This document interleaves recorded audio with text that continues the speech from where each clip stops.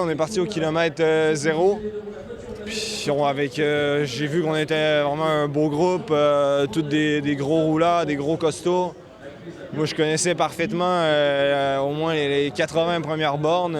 Je passe régulièrement, donc j'avais quand même beaucoup d'ambition sur cette étape. Je savais que c'était une étape qui pouvait se rendre au bout. Je partais dans ma ville adoptive un peu. Donc, j'avais vraiment envie d'être devant. Puis, il est arrivé que j'avais des super jambes en plus.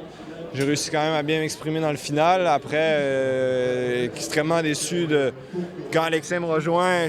J'aurais pas été capable de faire autant de boulot que lui jusqu'à la fin, mais j'avais les ressources pour m'accrocher avec lui. Donc, faire une connerie comme ça, j'ai raté le rond-point, j'ai perdu 100 mètres, puis là, la vitesse, j'étais trop limite, j'étais pas à la vitesse que ça allait, je pouvais pas rentrer sur lui, donc voir qu'il sera en bout, que j'aurais pu aller chercher une deuxième place, je suis extrêmement déçu. Aujourd'hui, on a quand même vu un signe d'une grosse progression chez vous, notamment l'avant-dernière ascension était très difficile et vous avez très bien tenu dedans. Oui, il me restait des bonnes ressources. J'ai réussi à bien m'alimenter. Depuis le début de la semaine, j'ai pas eu à faire des trop gros efforts. Donc, j'avais pas trop de fatigue encore dans les jambes ce matin.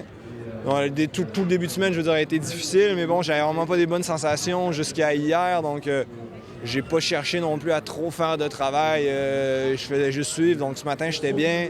J'étais vraiment allé dans l'échappée.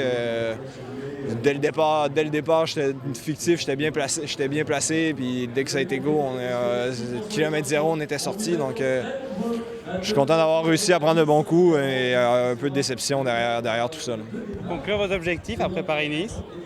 Après, c'est les classiques belges qui commencent. Gros objectif de la saison.